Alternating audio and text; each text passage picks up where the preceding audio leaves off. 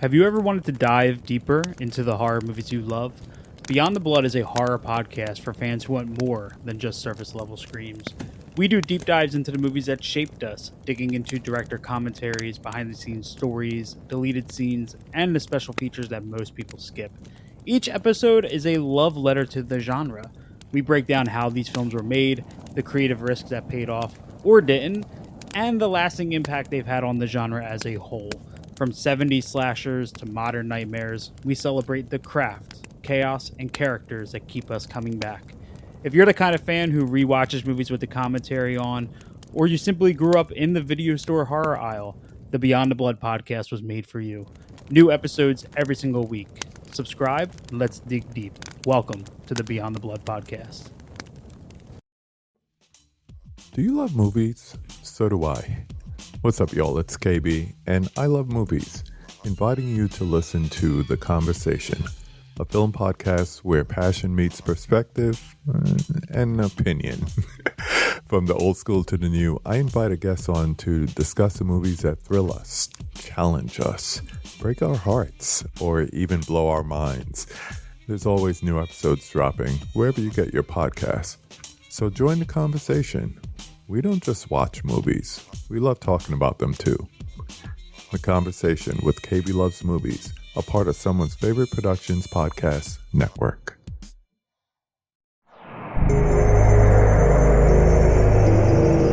We're in Way Media.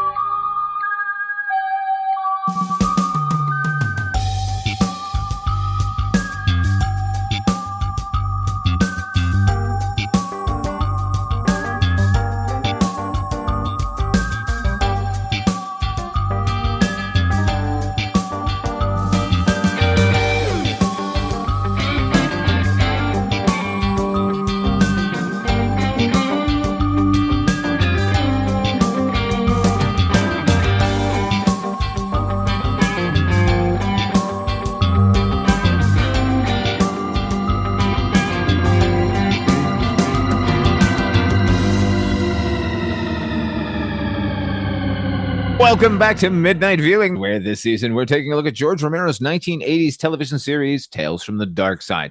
Sharing the Midnight View with me are the Projection Booth's Mike White. Say cheese.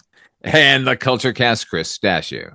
Yeah, hi, you've reached Ray's Occult Books. You're Ray speaking.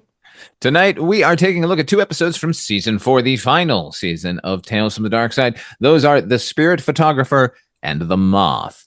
The Spirit Photographer, Season 4, Episode 3, originally aired on October the 11th, 1987, written by Mark Patrick Carducci and Brian Thomas Jones, and directed by Bill Travis. It stars Frank Hamilton, Richard Clark, and Terrace Unsold. An aging paranormal investigator creates a device to help him photograph the dead in a house notorious for its haunting. What'd you think of this one, Mike? You know, the two episodes that we watched for this tonight, I have to say both of them just flew by. And I think for me, that's one of the best compliments I can give to one of these, because we've talked about certain episodes, they're 22 minutes and they feel like a friggin' slog. And both of these, Spirit Photographer and The Moth, spoilers for The Moth, I really enjoyed. I had a great time watching them and they just clicked along. Spirit Photographer was, for me, pretty interesting. This whole idea of, the twist that comes, I was like, okay, that kind of works for me. The rest of it works for me. Yeah, I had a nice time with this episode.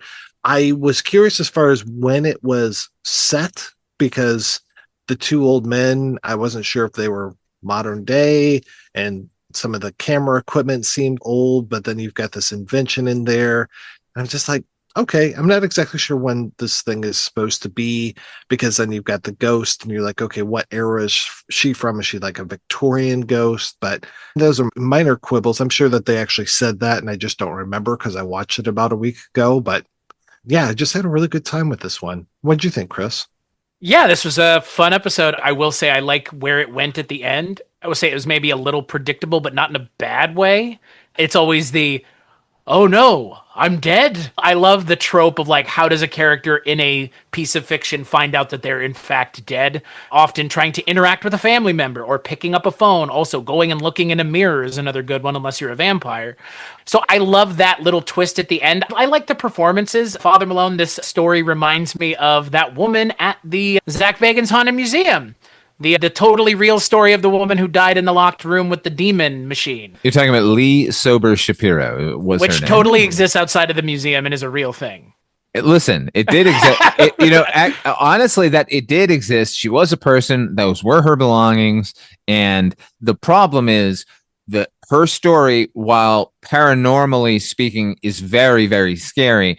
I think ultimately we were dealing with a woman who had undiagnosed schizophrenia. And so this story is, in my mind, what if we take that premise of a person who creates a machine that can attract ghosts or demons or whatever and just actually have it work? And I find that to be compelling. And clearly, I think Mike does as well. Father Malone, I'm curious your thoughts, but I am, like Mike said, I immensely enjoyed this episode. I honestly think this might be one of the better ones that I've seen in a while, and this is in the running now for the best of this season so far. It felt like a definite throwback to Night Gallery and all those early American authors, two gentlemen coming together to discuss a haunting or over brandy, their paranormal theories. I love those type of stories. Yeah. So look, the twist obviously at the end is that our lead character is dead, does not realize it, and then he's the one now being photographed. But as you said, Mike, the interesting idea here was that they combined the notion of the spirit photographer, of the notion that a camera steals someone's soul, and that when spirits are photographed, it effectively kills a spirit. So that's why they are loath to be photographed. So he's designed a device that will somehow rejuvenate them so that they can stick around and be photographed properly. And the thing looks like a steampunk R2-D2. Like both of you, I thoroughly enjoyed it. It is very fleet of foot. It's so economical. It didn't feel like it was a blink and it was gone thing. It's Darkside since the beginning has trafficked in these gentler episodes, which I really enjoy because when they do it, it's usually a character study and they've taken the time to give us characters. And that's certainly the case here. I like both of these characters. I like both of the actors playing it. It feels like a short film. That's the other thing I love about Tales from the Darkside. When everything is clicking correctly, this one doesn't feel like it's on a set, and I know it is. I know this is a New York episode, which means they're on a soundstage, and everything looks really good. And I liked his Ouija board that had a planchette on stilts. So crazy looking. Also, could anyone in any piece of entertainment, I guess it's still the 80s, but married men could never figure out their bachelor friend's lifestyle, could they? Ever? What if you'd only get married instead of this nonsense? You can't read your friend at all, can you? He's just eccentric. Yeah, exactly. He's 30. He's single. He's neat. Yeah, tidy. What a tidy guy. Just a bit flamboyant at times, but you know, a little light of foot, maybe. A loafer lightener. Yeah. I like all right, now I think we've maybe gone a step too far. His name is Algernon Colesbury. Which, by the way, the nickname for it is Algae, which just kept making me think of Algae, the creature. Nevertheless, it was like, what else would you call somebody named Algernon? You call him Algae, right? Gurnon? Yeah, that's a weird one. Gurney? You could call him Al. No, probably. Yeah. You can call me Al. Or you can call him Jerry, too, but like Algae is fun. Yeah, could call him Betty. Yeah, what you were saying about the more like a night gallery, it almost reminds me, I don't remember if it was a night gallery or if it was one of the Twilight Zone episodes where it was basically like it was a bunch of gentlemen in a study kind of thing, and yes, I'm going to die and I'll be back in 20 years, or we'll all come together in 20 years. The Tontine. Yeah, not the. No, that was a Twilight Zone 85. Oh, that was all the cravats on the Hellfire Club. Yeah, thank you. Yes. Were you talking about the Tontine, the episode of Barney Miller that we watched with the two guys? Man, is that right? I thought we had a Tontine on this show though, because Father Malone knows something, and he wasn't on that Barney Miller episode. Yeah, so much overlap here. My God. Ooh, yeah. Oh yeah. Yeah. We'll definitely talk a little bit more about that with our next episode. But yeah, this was a lot of fun, and I was very taken aback. Here we are in the 4th season of Tales from the Darkside, and I'm like, Okay, yeah. Couple solid episodes here. And like we've said in the past many times, these things usually take a nosedive in season, maybe even 3. season 1, if not Yeah. season 2, season 3. And yeah, usually if there's a season 4, you're like, whoo, hold your nose. Here we go. Yeah, Well, not and the case. Bounding back here a bit, which thank Yeah. God.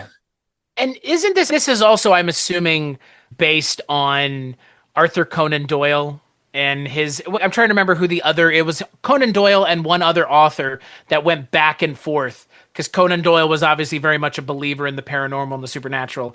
And then I forget, it's one of you may clue me in or correct I me, don't think this is based on that relationship. I think this is just based on every fucking short story from the but you know what I 19th mean? century. Like, it just feeds off of those ideas, which I appreciate. Because again, I don't know. It's always interesting to hear people that are well known that have these kinds of beliefs as well. Because again, it makes it easier for people who are scared of having those beliefs to be a little bit more open with them. So again, I appreciate what this episode is going for, Do you and mean I think like yeah, Richard like Richard Haddam? Haddam, Yeah, yeah. like Richard Haddam, just like Richard Haddam, even. I will say the only other thing, the ghost finally shows up. Lenore is the most, speaking of flamboyant, the most flamboyant ghost I've ever seen.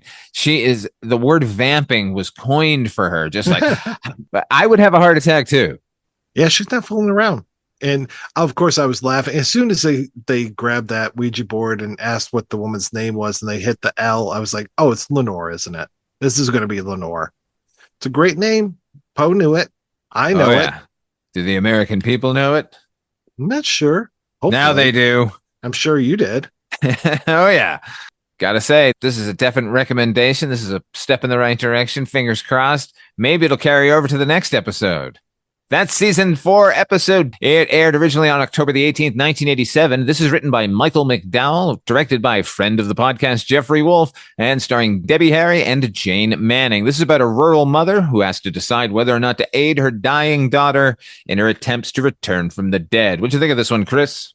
I like seeing Debbie Harry in something other than Videodrome.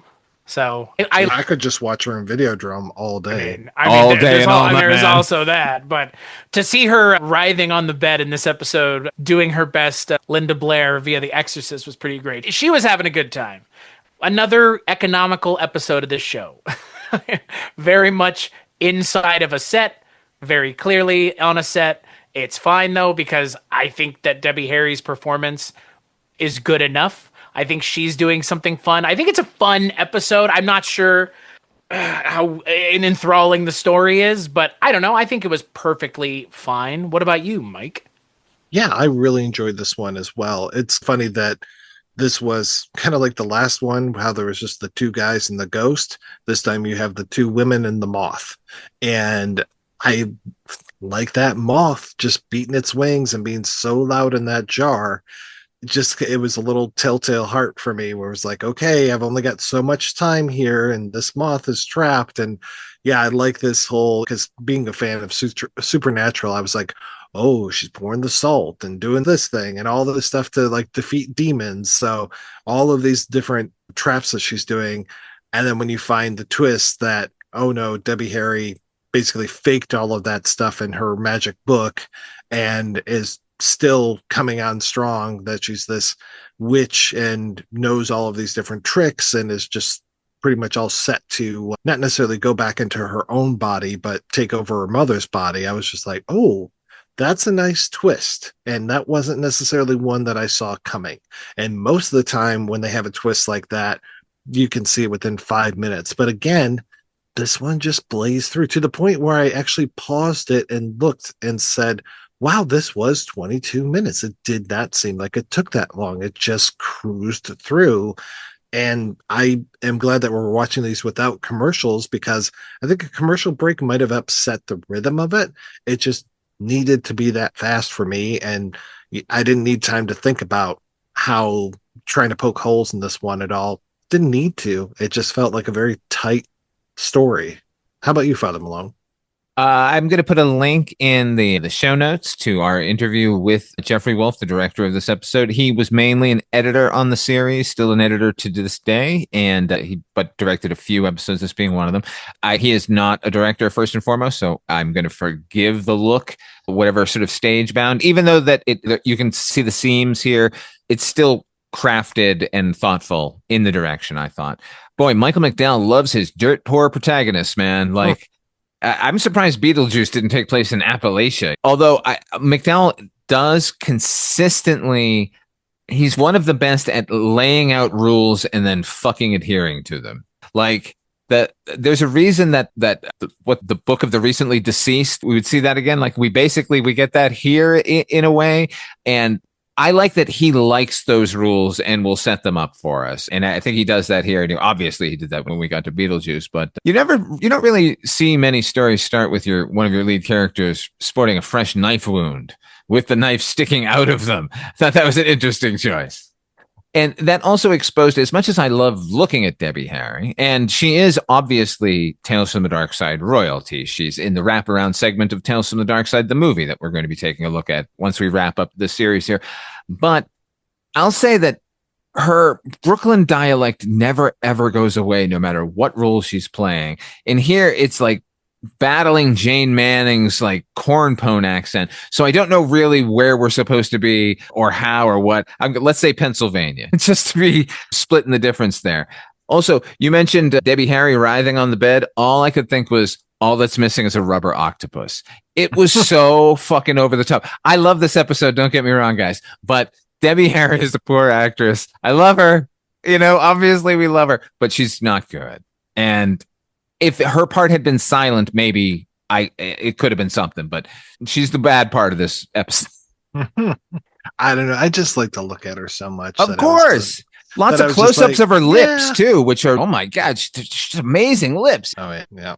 I know I'm giving her a pass just based on looks, which is pretty unfair, but I'm like, yeah, that works. This all works for me. I got myself wondering, would you do it? Would you help your loved one return from the dead if they asked? Particularly knowing that they've not been the nicest of people out there in the world. Like she got stabbed for a very specific reason. And now you're helping her overcome death and come back and potentially be worse than before. Would you do that for a relative, I wonder? Yeah, I kind of like that mom's trying to fuck her over, which I was very happy about, because at first I was like, oh, she helping? No, she's definitely not helping. Okay. And yeah, I did appreciate that she didn't want her daughter coming back, because she does see that she's trouble. Yeah, and then I really liked the idea that, and speaking of giving us the rule, he gives us the rule after the fact, but she decides, I'm not going to go through with this. I'm going to destroy this jar and get rid of this moth, and can't. And I really like that. And then she says it aloud. We don't really need to hear her say it, but she's, I can't. You're the only one who can open it now, which is great. Yeah. That was my favorite part of the episode, was her chasing that moth in the jar around trying to smash it. You didn't like water turning into milk? Not as much as that jar attempting to look like it's moving. Oh, I enjoyed that. Her having that, like, the jar rolling around on the ground and her trying to smash it with stuff and whacking it with things. Like, there's some good physical comedy in this episode. Unintentionally, maybe. I don't know. Yeah, I thoroughly dug the whole thing. Like you said, Mike, it was shocking how fast it went by. If this were a clunker of an episode, we would have felt every minute of the 22, just like praying for death somehow. And this, it was like, wow, that was over. That amazing. It never felt flabby at all. And I guess that might be Michael McDowell. He's been doing that sort of since the first episode. Even in episodes that we didn't like of his, it never felt we were wasting any time. He at least knows to keep things moving in a forward direction. All right. On the next episode of Midnight Viewing, we're taking a look at the next 2 episodes of season 4. Those are No Strings and The Grave Robber. Midnight Viewing, the horror anthology podcast, is a proud member of Weirding Way Media Group. Our theme song was composed by HP with an assist by Donald Rubenstein. Until next time, what are you working on? Where can people find it? Mike White. Everything that I work on is also on this network, weirdingwaymedia.com, with the exception of one thing that Chris and I work on with our friend Richard Haddam, as well as occasionally Father Malone, where we talk about James Bond films, and that's available at Chris's Patreon, which is patreon.com/culturecast, or mine, which is patreon.com/ projection booth. And don't forget to go to patreon.com/Father Malone and be chipping in towards this fine program and all the other things that Father Malone works on. How about you, Chris? Ditto. Ditto it is. Yeah, I mean, like Mike said, pretty much everything. The Patreon's been plugged. The website's been plugged.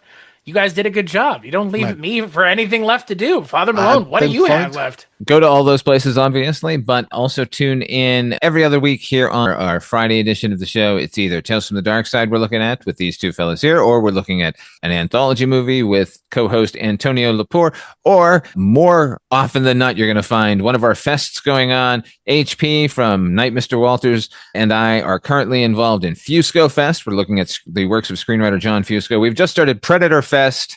That we're in the midst of that. We're looking at all the works of the Predator. All those movies that he directed. He didn't necessarily make them. Right. Yeah. That was a bit of poor wording on my part, but honestly, if they made a movie from the Predator's perspective, as if he had made that movie, you would both watch it. You would. Yeah. So those two fests. We're looking at Rick Moranis. We're looking at all of his stuff. We're going down that road too. So I don't know. Just keep tuning in here at Midnight Viewing. We're here every week. We'll keep the light on for you. Oh, what light? Try and enjoy the daylight. That's what you got to do.